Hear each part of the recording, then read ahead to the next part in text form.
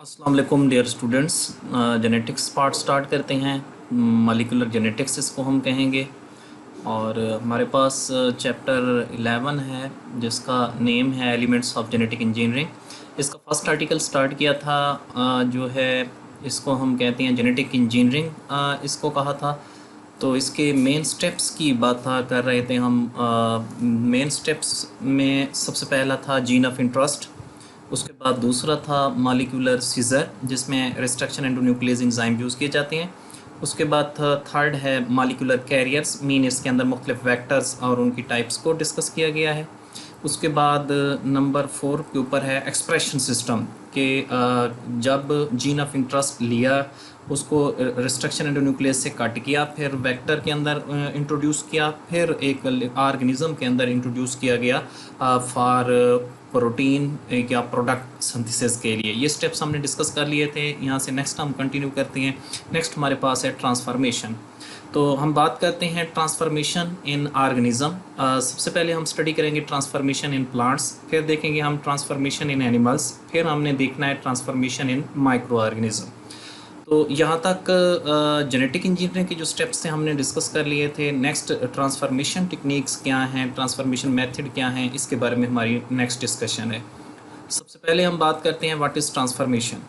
Transformation is a procedure of introducing a gene of choice into the genome of another organism for propagation is called transformation। अब इसके अंदर gene of interest जब होगा उसको दूसरे organism के अंदर हम इनकॉर्पोरेट करते हैं, इस प्रिंसिपल को हम बोलते हैं ट्रांसफॉर्मेशन।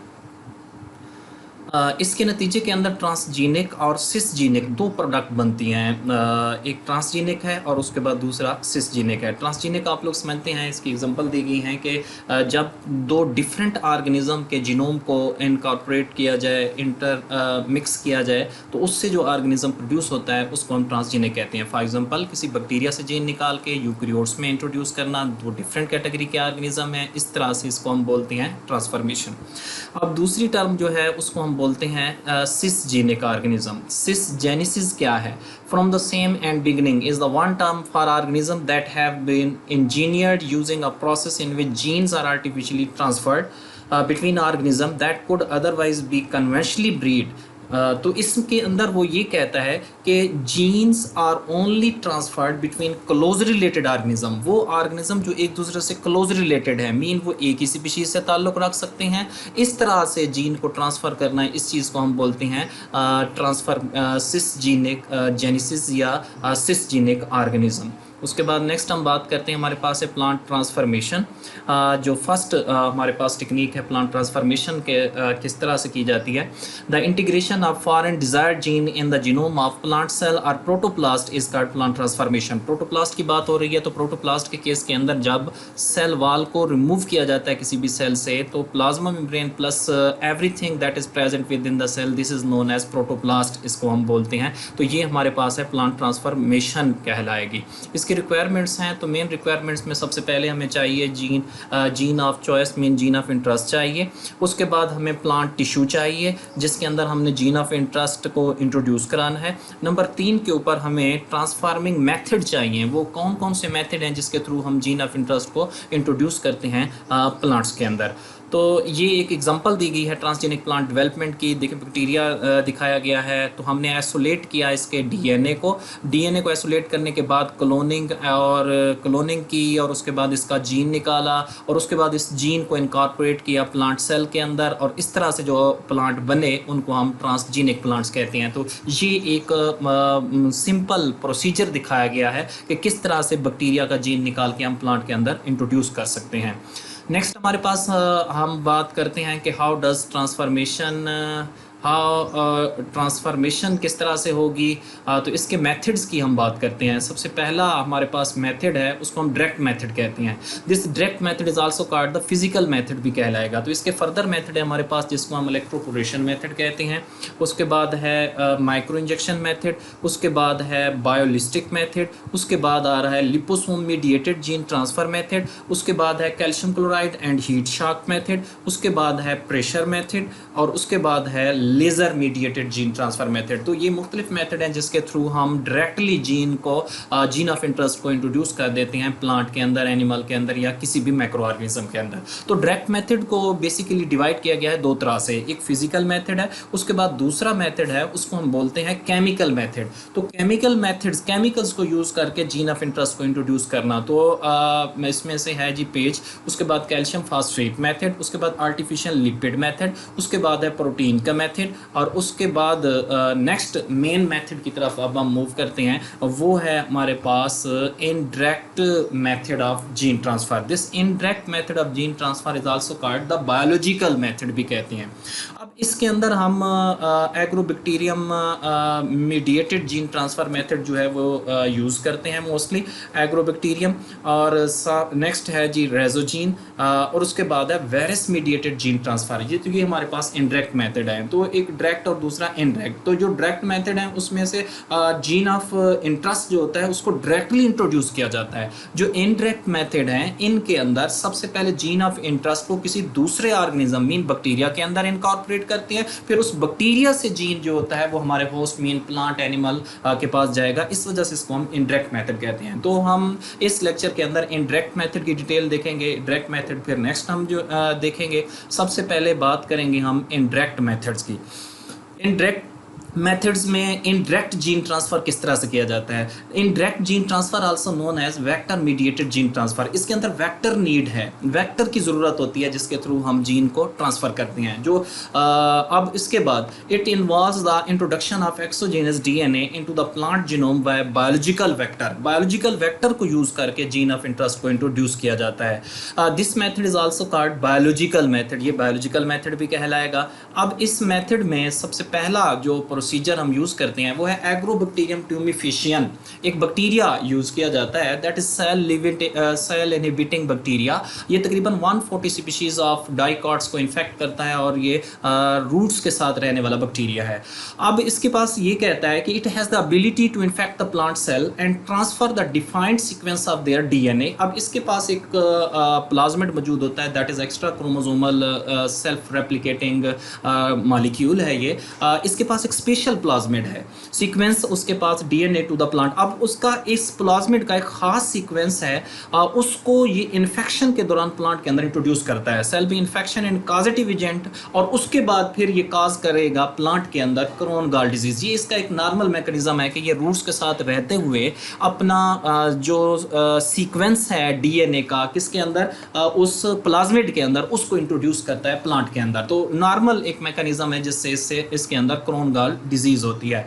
तो इसकी प्लाज्मिड की जब हम बात करते हैं तो इसका प्लाज्मिड मोस्ट इंपॉर्टेंट है। तो इसके प्लाज्मिड के अंदर एक स्पेशल प्लाज्मिड है जिसको हमने कहा टीआई प्लाज्मिड। अब हम बात करते हैं टीआई प्लाज्मिड है क्या, किस तरह के इसके पास रीजन है और जीन कहाँ कहाँ पे मौजूद है। TI plasmid this is facilitated by a certain crucial regions in the TI plasmid। इस TI plasmid के अंदर जो है different regions मौजूद होते हैं, ये डायग्राम में दिखाया गया है। तो विच इनकोड्स फॉर विरुलेंस जीन्स, इसके पास विरुलेंस जीन्स के रीजन भी है, एंड द ट्रांसफर डीएनए जिसको हमने टी डीएनए कहा, ये टी डीएनए इसके अंदर दिया गया है लेफ्ट बॉर्डर से लेकर राइट बॉर्डर तक, जिसके पास ऑक्सिन, साइटोकाइनिन और उपाइन के जीन्स मौजूद हैं ये प्रोडक्ट बनाने के लिए। ये टी डीएनए रीजन है। उसके बाद नीचे विरुलेंस रीजन दिखाया गया है, और उसके बाद इसके अंदर ओरिजिन ऑफ रेप्लिकेशन साइट नज़र आ रही है, क्योंकि हमारे पास जो प्लाज्मिड होती हैं दीज आर सेल्फ रेप्लिकेटिंग। अब ये सेल्फ रेप्लिकेटिंग होने की वजह से इसके अंदर ये है। उसके बाद ओपाइन कैटाबोलिज्म का जीन भी नजर आ रहा है। अच्छा, ये लेफ्ट से राइट बॉर्डर जो हमारे पास मौजूद है, लेफ्ट बॉर्डर वेरिएबल होता है साइज, बेस पेयर होते हैं यहाँ पे, रिपीटिंग बेस पेयर प्रेजेंट होती हैं। जो राइट बॉर्डर है उसके जो है तकरीबन फिक्स 25 बेस पेयर मौजूद होती हैं। तो हमारा जो मेन मकसद है इसका, उसने कहा टी डीएनए पार्टिकुलर सीक्वेंस जो है वो ट्रांसफर किए जाते हैं। तो इस लेफ्ट बॉर्डर से लेकर राइट बॉर्डर तक जो सिंगल स्ट्रैंड है उसको मतलब यहाँ से क्लीव किया जाएगा। ये बैक्टीरिया खुद क्लीव करता है उसको अपनी प्रोडक्ट बना के, फिर वो सिंगल स्ट्रैंडेड सीक्वेंस जो है वो ट्रांसफर होता है किसके अंदर, प्लांट के अंदर। और उसके बाद जब प्लांट के अंदर इंट्रोड्यूस हो जाएगा तो फिर ये लेफ्ट से लेकर राइट तक ये जो सिंगल स्ट्रैंड है ये प्रोडक्ट बनाएगा, अपनी एक्सप्रेशन सिस्टम देगा प्लांट के क्योंकि जीनोम के अंदर ये इनकॉर्पोरेट हो जाएगा, ये ऑक्सिन और साइटोकाइन बनाएगा। जब ऑक्सिन और साइटोकाइन बन जाती हैं तो प्लांट के अंदर हार्मोनल इंबैलेंस हो जाएगा। अब प्लांट के अंदर जब हार्मोन उसके, जिनको हम फैटो हार्मोन कहते हैं, डिस्टर्ब हो जाएंगे तो प्लांट के अंदर ट्यूमर प्रोड्यूस हो जाती है। अब नेक्स्ट डायग्राम के अंदर दिखाया गया है, ये एक सिंपल प्रोसीजर दिया गया है। देखें, प्लांट सबसे पहले वाउंडेड साइट है, प्लांट जहाँ से वाउंड हुआ है एक जगह पे, और उसके बाद फिर बैक्टीरिया। अच्छा, ये इसका एक मैकेनिज्म है, ये ट्यूमर नज़र आ रहा है प्लांट के अंदर, इसका एक मैकेनिज्म देखेंगे ये किस तरह से जब प्लांट वाउंड होता है तो नेक्स्ट ये मतलब ट्यूमर कैसे प्रोड्यूस होता है, क्रोन गॉल डिजीज़ कैसे प्रोड्यूस होती है, इसका एक सिंपल मैकेनिज्म है। देखें, सबसे पहले ये प्लांट वाउंड होगा रूट साइड से। जब ये वाउंडेड होगा तो उस वाउंडेड साइड से कुछ केमिकल प्रोड्यूस होते हैं, और वो केमिकल जो होते हैं they act as a signaling molecule, और वो सिग्नलिंग मॉलिक्यूल मूव करते हैं एग्रोबैक्टीरियम के पास। एग्रोबैक्टीरियम के पास जब जाएंगे, एग्रोबैक्टीरियम की सेल सरफेस के ऊपर एक रिसेप्टर मॉलिक्यूल मौजूद होता है, उस रिसेप्टर को हम बोलते हैं वेर ए रिसेप्टर। तो ये सिग्नलिंग मॉलिक्यूल उस रिसेप्टर को रिकॉग्नाइज करेंगे, जब रिकॉग्नाइज करते हैं तो उसके साथ बाइंड कर जाएंगे। जब बाइंडिंग होती है तो इस बाइंडिंग के बाद वो एक्टिवेशन हो जाएगी, तो वहाँ विर जी ट्रांसक्रिप्शनल फैक्टर प्रोड्यूस हो जाता है। विर जी ट्रांसक्रिप्शनल फैक्टर जो हमारे पास है उसने फर्दर ट्रांसक्रिप्शन करनी है, विरुलेंस के जो रीजन के जीन्स हैं उनको एक्टिवेट कर देना है, और वहाँ से उसने मतलब ट्रांसक्रिप्शनल प्रोडक्ट बनानी है। तो उस प्रोडक्ट में से डिफरेंट प्रोडक्ट जो है वो बनेगी। तो उसमें से मोस्ट इंपॉर्टेंट है दो, एक है वेर D1 और दूसरी है वेर D2। अब जो वेर D1 है वो TI प्लाज्मिड के लेफ्ट साइड के साथ अटैच हो जाएगी, क्योंकि ये भी 3 to 5 और 5 से 3 इसके एंड होते हैं, और जो वेर D2 है वो राइट के साथ जाके अटैच हो जाती है। जब ये दोनों अटैच हो जाएंगे, इसकी अटैचमेंट के बाद वो TI प्लाज्मिड जो होता है वो वहाँ से कट हो जाएगा, सिंगल स्ट्रैंड उसका। जब वो कट हो जाता है तो वो सिंगल स्ट्रैंड फिर मूव करता है प्लांट के पास। जब वो प्लांट के पास जाएगा तो वहाँ जाके हार्मोनल इम्बैलेंस होगा, और वहाँ हार्मोनल इम्बैलेंस के बाद उसने वहाँ पे ट्यूमर जो है वो प्रोड्यूस कर देना है, जिसको हमने क्रोन गॉल डिजीज़ कहा। तो ये एक सिंपल मैकेनिज्म था जिसके थ्रू जीन ऑफ इंटरेस्ट, मतलब उस प्लाज्मिड का अपना पार्ट जो है वो प्लांट के पास गया। अब हम इस सेम मेथडोलॉजी को यूज़ करते हैं। हम क्या करते हैं, हम अपना जीन ऑफ इंटरेस्ट लेके आएंगे, हम अपने जीन ऑफ इंटरेस्ट को उस TI प्लाज्मिड के साथ जो प्लाज्मिड है उसके DNA रीजन में लेफ्ट से राइट तक इसके दरमियान में इनकॉर्पोरेट कर देते हैं। तो हमारे पास वो जो TI प्लाज्मिड है वो रिकम्बिनेंट प्लाज्मिड बन जाएगा। क्यों? क्योंकि उसके पास हमारा जीन ऑफ इंटरेस्ट है।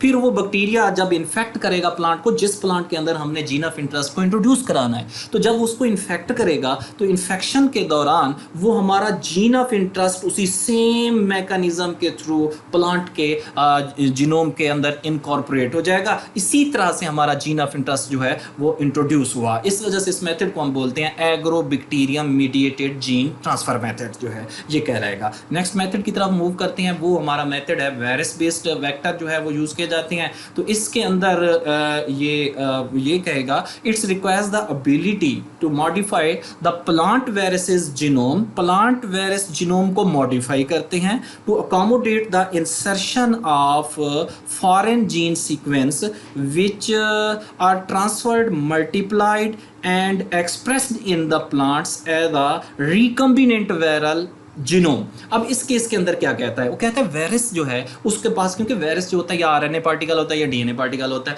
अब उस वायरस की जीनोम के अंदर हम अपना जीन ऑफ इंटरेस्ट इंट्रोड्यूस कर देते हैं, तो वो वायरस का जीनोम हमारे पास रिकम्बिनेंट जीनोम बन जाएगा। जब वो रिकम्बिनेंट जीनोम बन जाता है तो अब क्या करते हैं, फिर वो रिकम्बिनेंट वायरस जो होता है वो इन्फेक्ट करता है उस प्लांट, मतलब जिस प्लांट के ऊपर वो रह रहा है। तो इसी तरह से वो जीन ऑफ इंटरेस्ट, क्योंकि वायरस के बारे में ये मशहूर है कि वायरस जो है ये अपना जेनेटिक मटेरियल जाके इनकॉर्पोरेट कर देता है होस्ट के जीनोम के अंदर, ऐसा प्रोफेरस के तौर पे रहना शुरू कर देता है। तो जब वो उसके अंदर इनकॉर्पोरेट करता है तो उसके जेनेटिक मटेरियल के ऊपर टेक ओवर कर लेगा और अपनी प्रोडक्ट बनवाएगा वहां से। तो जब ये टेक ओवर कर लेता है उसके ऊपर, तो इसी तरह से हमारा जीन ऑफ इंटरेस्ट जो है वो भी इंट्रोड्यूस हो जाएगा। तो एक सिंपल इसके अंदर एक एग्जांपल दी गई है, मोस्टली एनिमल्स के अंदर हम इसको यूज करते हैं। कहता है certain viruses are often used as a vector because they can deliver the new gene by infecting the cell. जब ये सेल को इन्फेक्ट करेंगे तो अपने जीन जो है वो इंट्रोड्यूस कर देते हैं। The viruses are modified so they can not cause disease when used in people. जब ये लोगों के अंदर जिसको इन्फेक्ट करेगा उसको डिजीज काज नहीं करते। इसकी एग्जांपल देखी गई है। Some type of viruses such as retroviruses integrate their genetic material including the new gene into the chromosome in the human cell. Human cells के अंदर अपने इन्होंने जीन्स को इंट्रोड्यूस जो है किया। रेट्रोवायरस की एग्जांपल यहाँ पे दी गई है। तो ये एनिमल से रिलेटेड एग्जांपल दी गई है समझाने के लिए कि किस तरह से हम वायरस के जीनोम को रिकम्बिनेट करते हैं, फिर वायरस इन्फेक्ट करेगा और अपना जीन मतलब जीनोम इनकॉर्पोरेट करेगा, तो इसी तरह से हमारा जीन ऑफ इंटरेस्ट जो है वो भी इंट्रोड्यूस हो जाएगा। तो हमारा यहाँ पे मेन फोकस जो है वो प्लांट के ऊपर है। प्लांट के अंदर किस तरह से जो है वो किया जाता है। तो हम बात करते हैं कि वो कौन से वायरसेस हैं जो प्लांट के ऊपर रहेंगे। तो among the most often used viral backbones are those of the RNA viruses हैं। तो इसमें टोबैको मोज़ेक वायरस है, पोटैटो वायरस है और कॉपी मोज़ेक वायरस की बात की गई है। तो ये हमारे पास डिफरेंट वायरसेस हैं, कोई RNA है, कोई DNA जो है वायरस हमारे पास यहाँ पे दिए गए हैं। तो ये वायरस मोस्टली जो हमारे पास दिए गए हैं इनको हम रिकम्बिनेट करते हैं। तो ये एक सिंपल डायग्राम के अंदर दिखाया गया है, ज़रा देखें। ये हमारे पास है नेचुरल वायरसेस है। अब हमने क्या किया, इसके सेंट्रल कोर से इसके जीनोम को निकाला। अब हमने अपना जीन ऑफ इंटरेस्ट इसके अंदर इंट्रोड्यूस किया। ये डिफरेंट कलर का जो जीन ऑफ इंटरेस्ट है इसके इंट्रोड्यूस हो गया। अब फिर वो दोबारा जेनेटिक मटेरियल जो है इसके कोर के अंदर इनकॉर्पोरेट हो गया।